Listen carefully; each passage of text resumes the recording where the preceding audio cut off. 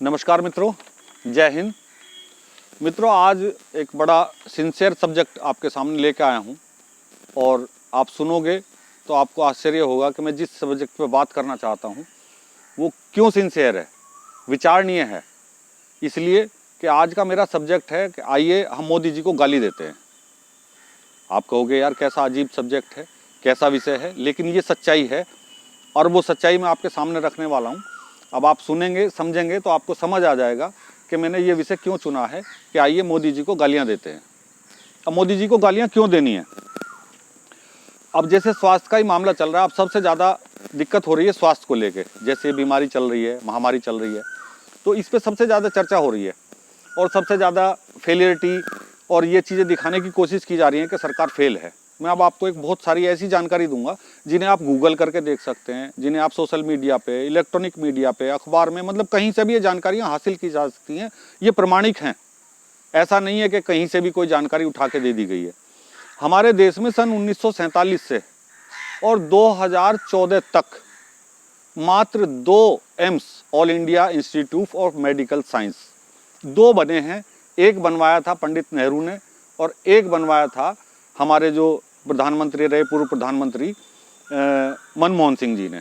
इसके बीच में 2 और प्रधानमंत्री, विशेष रूप से मैं इसलिए कह रहा हूं कि वो गांधी परिवार से या नेहरू परिवार से कहो, इंदिरा गांधी और राजीव गांधी रहे, जिनका योगदान इसमें शून्य रहा। लेकिन हमने गालियां किसको देनी है? गालियां देनी है हमने मोदी को। अच्छा, अब दूसरी बात, अटल जी के कार्यकाल में 6 एम्स बनवाए उन्होंने। अटल जी ने थोड़े से कार्यकाल में ही अपने, आपको पता है कितना कार्यकाल रहा, इस 75 साल में से 65 साल कांग्रेस के खाते में जाते हैं और 5 साल उसमें अटल जी के खाते में आते हैं। उसमें उन्होंने 6 एम्स बनवाए। अब बात आती है मोदी जी की। मोदी जी ने अपने कार्यकाल में कितने एम्स बनवाए हैं? मोदी जी ने अपने कार्यकाल में 14 एम्स बनवाए हैं। अब हम गालियां दे रहे हैं उस व्यक्ति को जिसने अपने कार्यकाल में 14 एम्स बनवाए हैं मात्र 6 साल के कार्यकाल में, और हम खड़े हैं उन लोगों के साथ में, उन धूर्तों के, उन मूर्खों के, उन बेवकूफ़ों के साथ में जिन्होंने पिछले 65 सालों में कुछ नहीं किया इस देश के लिए। और ये एक ही जानकारी नहीं है, मैं आपको ऐसी बहुत सारी जानकारियां भी देने वाला हूं। इसलिए आज मेरा सब्जेक्ट थोड़ा लंबा भी होगा, पर आप धैर्यपूर्वक सुने और हम क्या कर रहे हैं और क्या हमें करना चाहिए इस पर भी विचार करें। दूसरी बात आती है स्वास्थ्य की दृष्टि से। अगर आज हम इस महामारी को देखें तो इटली जो है विश्व में दूसरे नंबर पे आता है स्वास्थ्य की दृष्टि से, और हमारा जो देश है भारत, उसका 140वां पायदान है स्वास्थ्य की दृष्टि से। जो सुविधाएं हैं उस हिसाब से जो वर्ल्ड रैंकिंग है उसमें हमारा देश आता है 140वें पायदान पे। अब देखिए 2 नंबर वाली रैंक और 140 नंबर वाली रैंक। अब आप विचार कीजिए कि जहां 2 नंबर वाली रैंक है स्वास्थ्य की सुविधाओं की दृष्टि से विश्व में, नंबर दूसरा है, उसे दूसरा या पहला भी कह लो तो कोई दिक्कत नहीं है, पहले दूसरे नंबर पे या तीसरे नंबर पे जो लोग होते हैं वो फर्स्ट में ही होते हैं, वहां लोग मरते हैं 5 लाख से ज्यादा एक ही झटके में। और भारत जो 140वें नंबर पे है, 140वें पायदान पे है, वहां पूरे साल के अंदर लोग मरते हैं लगभग 3 लाख। पिछले जो आंकड़े हैं अभी 2 दिन पहले के, वो 2,95,000 हैं, लेकिन मैं इसे 3 लाख मान लेता हूं। एक भ्रम फैलाया गया है इसमें भी, क्योंकि हमने मोदी को गालियां देनी है कि हमारे देश में 50 लाख से ज्यादा लोग मारे गए, जबकि पूरे विश्व में अभी तक, परसों तक के आंकड़े हैं, यानी कि मैं 25 तारीख की बात कर रहा हूं, तारीख भी आपको बता दूं, 25 मई 2021 के सारे जो आंकड़े हैं टोटल पूरे विश्व के, वो लगभग 35 लाख हैं। अभी पहुंचे नहीं है, 34 लाख कुछ है, लेकिन अब 35 लाख मान लेते हैं। तो चलो, अगर हमारे देश का मीडिया झूठ बोल रहा है, सारे लोग झूठ बोल रहे हैं, तो क्या पूरे विश्व का मीडिया झूठ बोल रहा है? लेकिन हमने मोदी को गालियां देनी है, इसलिए हमारे देश में मृतकों की संख्या 50 लाख बताई जा रही है बजाय 3 लाख के। जो सामान्य मृत्यु हैं उन्हें तो छोड़ दो, ब्लड कैंसर से मर रहे हैं, कैंसर से मर रहे हैं, हार्ट फेलियर से मर रहे हैं लोग, किडनी की प्रॉब्लम से मर रहे हैं लोग, बहुत सारी, सब जानते हैं कि ये बीमारियां कहीं चली थोड़ा ही नहीं गई हैं, ये बीमारियां सब ये। लेकिन हमें क्या करना है? हमने सिर्फ मोदी को गालियां देनी है।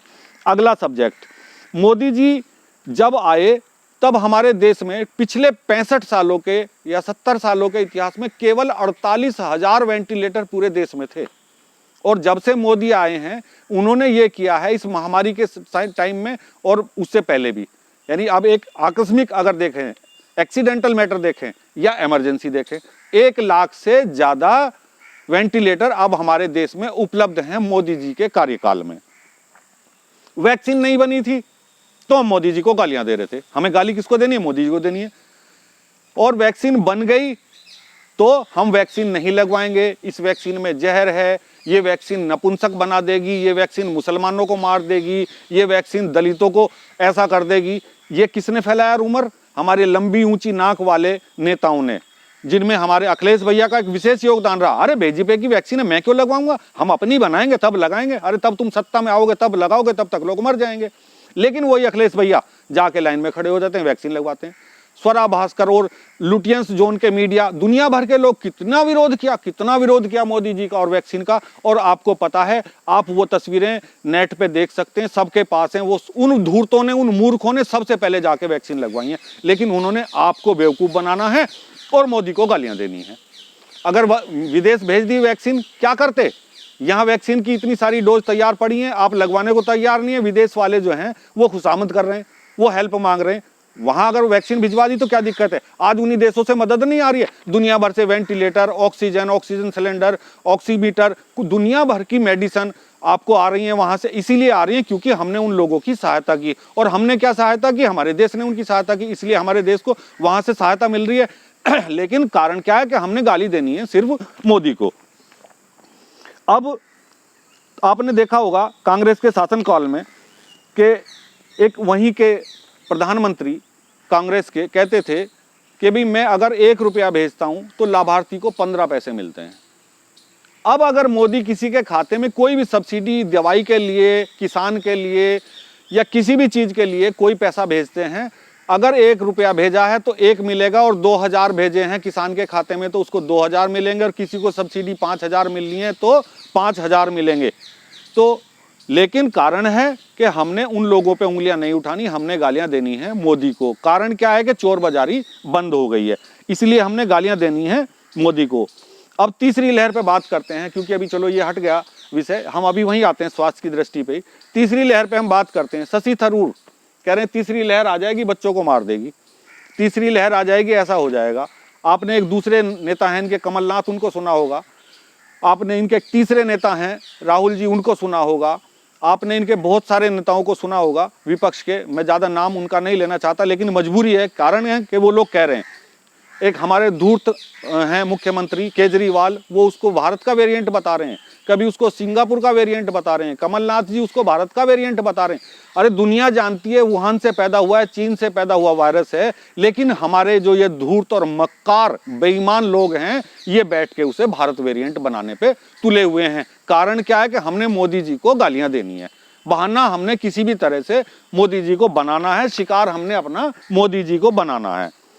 नेहरू ने जो सियाचिन में, आपने देखा होगा, जो सियाचिन का एरिया था, लद्दाख का और आपका अरुणाचल प्रदेश का, सिक्किम का, कितना सारा एरिया अपनी गलतियों की वजह से, या ये कहो कि बेच दिया, मैं तो कहता हूं बेच दिया चीन की सरकार को।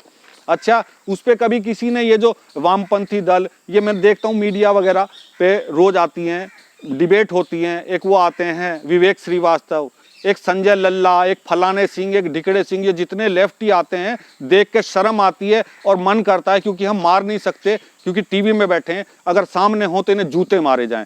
जब भी डिबेट होती है पाकिस्तान और चीन पे, तो ये खड़े किसके साथ होते हैं? ये खड़े होते हैं चीन के साथ, ये खड़े होते हैं पाकिस्तान के साथ। लेकिन गाली हम देंगे किसे? मोदी को, क्योंकि मोदी गलवान में मुंह पीटता है, या सैनिक हमारे गलवान में मुंह पीटते हैं इन सैनिकों का, तब भी इनको दिक्कत होती है, लुटियंस जोन को दिक्कत होती है, इन लेफ्टियों को दिक्कत होती है, इन लाल झंडे वालों को दिक्कत होती है। कारण है कि हमने मोदी को गालियां देनी है, किसी भी तरह से हमें शिकार करना है तो मोदी का करना है। कश्मीरी हिंदुओं पे 30 साल तक ये कोई बोला? आज तक कोई बोला? ये कहाँ मर गए थे ये सारे लोग जब कश्मीरी हिंदू काटे जा रहे थे, मारे जा रहे थे, वहाँ माता बहनों के बलात्कार हो रहे थे, उन्हें घर से निकाला जा रहा था, घरों में आग लगाई जा रही थी, तब ये सब सरकार में ही बैठे थे, ये सारे लेफ्टी भी, कांग्रेसी भी। तब ये क्या कर रहे थे कि इन्होंने उंगलियां उठाई, लेकिन किसी ने कोई उंगली नहीं उठाई, किसी ने कोई सब्जेक्ट नहीं उठाया, किसी ने कोई प्रश्न नहीं उठाया। मोदी जी ने वो प्रश्न उठाया, धारा 370 खत्म की, और अपने जो गृह मंत्री जी हैं अमित शाह जी, उन्होंने वहां आज ऐसा माहौल तैयार किया है कि लोग दोबारा से जाके वहां बसना शुरू हो गए। लेकिन हमने क्या करना है? हमने गालियां देनी है मोदी को। अरे धूर्तो, मूर्खो, जरा सोचो क्या किया है इस व्यक्ति ने देश के लिए। युग पुरुष है, एक ऐसा व्यक्ति ऊपर वाले ने भेज दिया है कि जो हर समस्या पे उसकी नज़र बनाए हुए है। अब कोई मुसलमान के नाम पे लड़ा रहा है, कोई कश्मीर के नाम पे लड़ा रहा है, वो सारी लड़ाइयाँ बंद कर दी। 498 साल जिस मुद्दे पे हम उलझे रहे, मंदिर वाले मुद्दे पे, 498 साल तक कोई अदालत उसका फैसला नहीं कर सकी। उसका फैसला किसने कराया? मोदी जी की सरकार ने कराया। लेकिन हम आज भी गालियां दे रहे हैं। ऐसे मूर्ख और धूर्त हिंदू हैं जो अभी भी गालियां दे रहे हैं। कारण है कि हमने मोदी को शिकार करना है, मोदी को गालियां देनी है। अब एक और मैं आपको बताता हूं मामला। राकेश बालियान, ये पिछले 6 महीनों से वहां सड़कों पे बैठा है। आप बताइए कौन से कानून में लिखा है कि धर्म आंदोलन करने वाले किसान जो हैं आम रास्तों पे या नेशनल हाईवे पे पक्के मकान बना के बैठ जाएं? वो पक्के मकान बना के बैठा। ये जो 14 दलों के धूर्त मूर्ख गद्दार देश के इसके साथ खड़े हुए हैं, कभी काला दिवस मना रहे हैं, कभी पीला दिवस मना रहे हैं। क्या इनमें से किसी एक ने भी इस बात पे आवाज उठाई कि भाई आपने लाल किले पे हमला क्यों कर दिया? वहां आपने झंडा दूसरा क्यों फहरा दिया तिरंगे की जगह? चलो वो भी हमारे देश का झंडा है, लेकिन जो वहां बलवा हुआ, जो हमारे बहन बेटियों की असमत पे इन्होंने हमला किया, उनकी पिटाइयां की, क्या वो बहन बेटियां हमारी नहीं थी? जो पुलिस में इन्होंने पिटाई की है बहन बेटियों की, वो हमारी नहीं थी? इन मूर्खों ने, इन धूर्तों ने, इन गद्दारों ने किसी ने उंगली उठाई उस पर? नहीं। कारण कि मोदी को गालियां देनी है। अगर मोदी इस सारे मामले को संज्ञान में लें या गृह मंत्री इस मामले को संज्ञान में लें, इस धरने को उठवा दें, तो कारण क्या है कि गलती होगी मोदी की। और अगर धरना स्थल पे ये लोग बैठे हैं तो भी गलती होगी मोदी की। अगर इनके पिछवाड़े पिटवा दिए जाएं तो गलती होगी मोदी की, और बैठने ना दिया जाए तो गलती होगी मोदी की। तो अब आप देखिए कि एक ऐसा विरोध, और ये विरोध छोटा मोटा विरोध नहीं है, ये समझ लो ये 100 करोड़ 110 करोड़ लोगों को समझा रहा हूं, क्योंकि लगभग जो 140 करोड़ जनसंख्या है, आबादी है, उसमें से 20-30 करोड़ लोग हैं जो गद्दार हैं। वो ना समझेंगे ना उन्हें समझने की जरूरत है। पर जो 100 करोड़ 110 करोड़ हैं वो तो समझो। तुम अगर एक साथ एक जगह खड़े हो जाओगे, एक शक्ति है तुम्हारे पास, तुमने कभी उस शक्ति का उपयोग करने की कोशिश की या कभी सोचा कि हम लोग इनके साथ क्यों नहीं खड़े हो रहे हैं?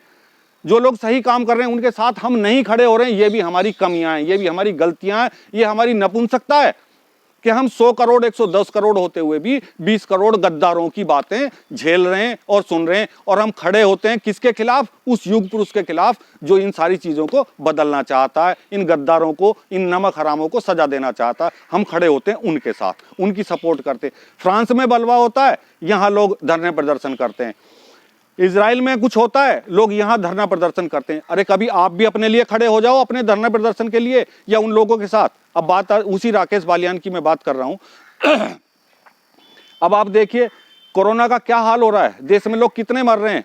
क्या किसी आदमी ने, किसी व्यक्ति ने, ये जो मैं फिर वहीं आता हूं, ये जो गद्दार गैंग वहां आके बैठता है, टीवी पे डिबेट करता है, किसी ने कहा कि भी राकेश बालियान गलती कर रहा है? किसी में है इतनी हिम्मत? नहीं है हिम्मत। किसी को मरने का डर है, किसी को वोट का डर है, किसी को किसी चीज का डर है। हाँ, मैं कह रहा हूं, खुल के कह रहा हूं कि ये देश के साथ गद्दारी है। ऐसे समय में हमें देश के साथ खड़ा होना चाहिए।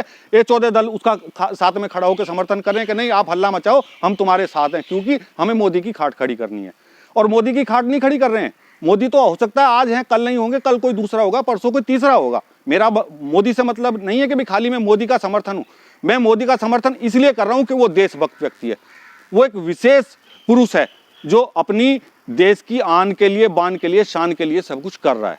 लेकिन हम उसके साथ नहीं खड़े, हम खड़े हैं उन 14 दलों के साथ में, और हमारी कमजोरी का वो फायदा उठा रहे हैं। इस राकेश बालियान के पिछवाड़े पर लठ नहीं लगा जा सकते? क्या हमारे पास फोर्स नहीं है? क्या मिलिट्री नहीं है? लेकिन मजबूरी हो जाएगी, ये गला फाड़ के चिल्लाएंगे, देखो साहब ये संविधान का ये कर दिया, इन्होंने विरोध कर दिया, संविधान के नियमों से नहीं चल रहे हैं, और इन्होंने तो जो है तानाशाही कर दी है, ये कर दिया। यही लोग वहां खड़े हो जाएंगे। और जब तक नहीं उठ रहा है तो यही लोग ये कह रहे हैं कि ये तो मोदी का काम है, ये तो गृह मंत्री का काम है, क्यों नहीं उठा रहा है इनको? खैर चलो, विचार करना है इन चीजों पर। अगले सब्जेक्ट पे आते हैं कि एक नेता, इनके कांग्रेस के नेता हैं राहुल जी, मैं नाम लेके ही बता रहा हूं आपको। कहते हैं, पिछले दिनों आपने भी सुना होगा, मीडिया में बड़ा उछला भी वो सवाल कि भाई कुछ देखिए, कुछ समय बाद लोग मोदी को डंडे मारेंगे, उसकी पीठ पे डंडे मारेंगे। अब आप देखिए कि कितना धूर्त और मूर्ख ये व्यक्ति है। एक पार्टी का अध्यक्ष जो आदमी रह चुका है, कभी सह अध्यक्ष है, कभी कुल अध्यक्ष है, कभी महासचिव है, यानी सर्वे सर्वा पार्टी के हैं और रहेंगे। मोदी आता है, मोदी जाता है, मोदी को डंडे मारो, मोदी को, अरे एक पद की गरिमा होती है कुछ या नहीं होती है? हम अपने राष्ट्रपति और प्रधानमंत्री के लिए कैसे शब्दों का इस्तेमाल कर रहे हैं? कभी सोचा है? कभी किसी ने उंगली उठाई है? किसी कांग्रेसी ने या किसी लेफ्टी ने उंगली उठाई है उसके शब्दों पे? ये दिग्गी राजा, थरूर, फलाना ढिकाना, कभी वो गालियां देने लगते हैं, कभी वहां शाहीन बाग में खड़े होकर ये उनके साथ झंडा उठा के खड़े हो जाते हैं, कानून के खिलाफ खड़े हो जाते हैं। कभी आप लोगों ने सोचा, कभी इस पे गालियां देने, कभी ये गालियां दे रहे हैं, ये इस तरह की बदतमीजियां कर रहे हैं, इनके खिलाफ खड़े हों? आप में हिम्मत नहीं है, क्योंकि आपकी हिम्मत तोड़ दी गई है। लेकिन ये पैदा करो, नपुंसक रहने से काम नहीं चलेगा, इन कायरतापूर्ण कार्यों से काम नहीं चलेगा, हमें खड़ा होना होगा। गंगा में अब बात करते हैं, फिर वहीं आते हैं इसी सब्जेक्ट पे, क्योंकि आज मेरा सब्जेक्ट यही है। गंगा में जितनी भी लाशें मिल रही हैं या जो लाशें पहले से उसमें समाधिस्थ हैं, दफनाई गई हैं, उसे आप जो भी नाम दें, क्या पहले से गंगा में लाशें प्रवाहित नहीं होती थी? हमारे बहुत सारे हिंदुओं में ऐसे मत हैं कि जो लोग गंगा के किनारे ही सब दफनाते हैं या गंगा में प्रवाहित करते हैं। बहुत सारी प्रजातियां आज भी हैं ऐसी। और ये जो अब हवा मचाया गया 400 लाशें, 500 लाशें, मैं आपको एक जानकारी दे रहा हूं, और ये जानकारी कल रात यानी कि 26 तारीख की रात को आपका इंडिया टीवी पे रजत शर्मा जी का प्रोग्राम आता है, आज की बात रजत शर्मा के साथ। अगर मैं इसलिए ये प्रमाण दे रहा हूं कि अगर किसी को शक हो, शंका हो तो देख लें वो, क्योंकि ये निकल आते हैं पिछले भी 20 साल का भी निकलवाओगे निकल जाएगा। इसलिए आप 26 मई का एक उनका वो देखें शाम को, रजत शर्मा के साथ आज की बात वाला प्रोग्राम, उसमें सारा दिखाया। ये 2015 की लाशें इन्होंने रीट्वीट करके फोटो खींच के पुराने 2015 के दिखाएं। और आपको मालूम होगा 2015 में उत्तर प्रदेश में किसकी सरकार थी? वही लंबी नाक वाले भाई साहब अखिलेश सिंह की सरकार थी। और उसको दिखा क्या रहे हैं? दिखा रहे हैं आज का कोरोना से जोड़ के उसको। वो लाशें कुछ हवा में उड़ के, रेत बालू उनका उड़ गया है, कुछ पानी से बह गई हैं, वो खुल के आ रही हैं। अच्छा, वो लाशें 2015 की। दैनिक जागरण, अमर उजाला में ये छपी हुई हैं तस्वीरें। मैं इसलिए प्रमाण के साथ कह रहा हूं कि ये सारे प्रमाण आपको मिल जाएंगे। कल का आप वो देख लें, रजत शर्मा वाला प्रोग्राम जो है 9 बजे आता है, वो समय भी उसका रात को 9 बजे है। तो मैं समय भी बता रहा हूं, कोई कह के भी पता नहीं किस समय आता होगा। कल का 26 तारीख का है प्रोग्राम तो उसमें पूरी जानकारी आपको मिल जाएगी। तो मेरा कहने का मतलब ये है कि आप ये देखिए कि हम लोग आज किसकी साथ खड़े हैं और क्यों खड़े हैं, ये हमें विचार करना चाहिए। सिर्फ ये नहीं कि हमने एक व्यक्ति को मोहरा बनाना है कि भाई हमने सिर्फ देश के प्रधानमंत्री को, देश के गृह मंत्री को गालियां देनी है, यही नहीं होना चाहिए। हमारे पास वो भी होना चाहिए कि जो समाज में नंगापन हो रहा है, ये लोग ये नंगापन कर रहे हैं, इस नंगेपन पे भी आप उंगलियां उठाइए कि भाई आप लोग क्या करने जा रहे हैं। मैं कहता हूं कट जाओगे, मर जाओगे, लेकिन ये लेफ्टी, ये फलाने, ये ढिकाने बताने की जरूरत नहीं है, सब जानते हैं क्या हो रहा है। और ये तुम्हें नंगा कर देंगे, नपुंसक बना देंगे, और एक दिन वो आएगा कि तुम इनके सामने गिड़गिड़ाओगे। अगर ये जूते मारेंगे तुम जूते खाओगे और एक दिन गुलाम बन जाओगे। इस गुलामी से निकलो, और इस गुलामी से निकालने के लिए ये व्यक्ति तुम्हारे पास आया है। पता नहीं कि कब आएगा वो अवतार हो सकता है यही हो। इसलिए समझो और ये गालियां देना बंद करो, और गालियां ही देनी है तो मोदी को नहीं, गालियां इनको दो। ये जो लोग नंगे भिखमंगे, ये जो देश के खिलाफ बरगला रहे हैं लोगों को, वैक्सीन पे, देशभक्ति पे, सेना पे जो ये आवाज उठा रहे हैं, उंगलियां उठा रहे हैं, इन लोगों को नंगा करिए, इन लोगों को गालियां दीजिए। जय हिंद, जय भारत, वंदे मातरम। फिर मिलते हैं अगले सब्जेक्ट के साथ, लेकिन आज के विषय पे विचार करें। धन्यवाद, नमस्कार।